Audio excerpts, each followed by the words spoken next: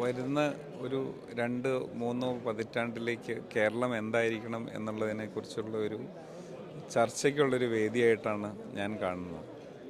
ഇവിടെ ഏഹ്, പല സ്ഥലങ്ങളിൽ നിന്നുള്ള അവരുടെ എക്സ്പീരിയൻസും എക്സ്പോഷറെല്ലാം നമ്മളുടെ പോളിസി മേക്കേഴ്സും ഒക്കെ ആയിട്ട് ചർച്ച ചെയ്യാനും നമ്മളുടെ പോളിസി മേക്കേഴ്സിന് അതിൽ നിന്ന് ഉൾക്കൊള്ളുന്ന ഐഡിയകൾ വെച്ചിട്ടുള്ള പോളിസി ഇനിഷ്യേഷൻസ് ചെയ്യാനൊക്കെ ആയിട്ടുള്ള ഒരു അവസരമാണ് ഇത് കൊണ്ടുവരുന്നത്. അപ്പോൾ ഓട്ടോമാറ്റിക്കായിട്ട് വരാൻ പോകുന്ന ഒരു 2 പതിറ്റാണ്ട് എന്തായിരിക്കും എന്നുള്ളത് ഇന്നത്തെ ഈ 2 ദിവസത്തെ ഡെലിബറേഷൻസിലൂടെ ഉരുത്തിരിയുമെന്നാണ് എൻ്റെ പ്രതീക്ഷ. സാറ് പറയുന്നുണ്ടായിരുന്നു ഈ ഫണ്ടിങ്ങിന്റെ കാര്യം, അതായത് ഇപ്പോൾ ലോണുകൾ എടുക്കുമ്പോഴാണെങ്കിലും കേരളം പ്രൊവൈഡ് ചെയ്യുന്നതിന്റെ കാര്യങ്ങളൊക്കെ. കോൺട്രവേഴ്സി ആക്കണ്ട. ഇല്ല ഇല്ല ഇല്ല. അപ്പോൾ അങ്ങനെ പ്രൊവൈഡ് ചെയ്യുന്ന കാര്യങ്ങളൊക്കെ അപ്പോൾ കുറച്ച് ഇപ്പോൾ ആളുകൾക്ക് ഒരു ഭയപ്പെടുത്തുന്ന ഒരു കാര്യം ശരിക്കും പറഞ്ഞാൽ സാമ്പത്തികമായിരിക്കും. അപ്പോൾ ഇങ്ങനെ സാമ്പത്തികം പേടിക്കേണ്ടതുണ്ടോ ശരിക്കും പറഞ്ഞാൽ നമ്മളൊരു വ്യവസായത്തിലേക്ക് ഇറങ്ങുമ്പോൾ?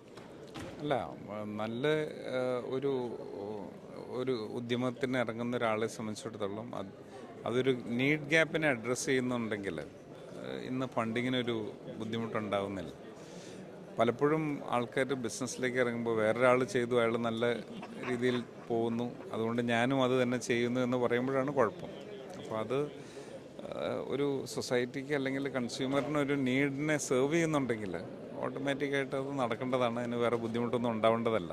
ഈ ഐഡിയകൾ പറയുമ്പോൾ, ബിസിനസ് ഐഡിയകൾ പറയുമ്പോൾ ഈസ്റ്റേണിൻ്റെ ഒക്കെ ഒരു ഐഡിയ ഉണ്ടല്ലോ, ഈസ്റ്റേൺ കൊണ്ടുവരുന്ന കറി പൗഡേഴ്സ്, അങ്ങനത്തെ ഒരു ഐഡിയാസ് എന്ന് പറയുന്നത് ഇപ്പോൾ ശരിക്കും പറഞ്ഞാൽ ഒരു വേറിട്ട ഐഡിയ ശരിക്കും പ്രസൻറ്റ് ചെയ്യാൻ പറ്റുന്ന ഒരു ഇടമായി കേരളം മാറിയിട്ടില്ലേ?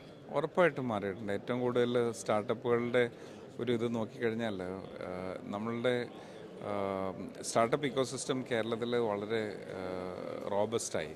അപ്പോൾ അതിൻ്റെ ഒരു ഏറ്റവും വലിയ പ്രത്യേകത എന്ന് പറയുന്നത് കോളേജുകളിൽ പഠിക്കുന്ന കുട്ടികൾക്ക് ഇപ്പോൾ ആ പഠിക്കുന്ന സമയത്ത് തന്നെ അവർ നെക്സ്റ്റ് പഠിത്തം കഴിഞ്ഞാൽ എന്ത് ചെയ്യണം എന്നുള്ളതിനെക്കുറിച്ച് ഒരു ധാരണ വന്നിട്ടുണ്ട്. അപ്പോൾ അങ്ങനത്തെ ഒരു ഇക്കോസിസ്റ്റം ഉണ്ടാകുക എന്നുള്ളത് തന്നെയാണ് ഏറ്റവും അത്യാവശ്യം.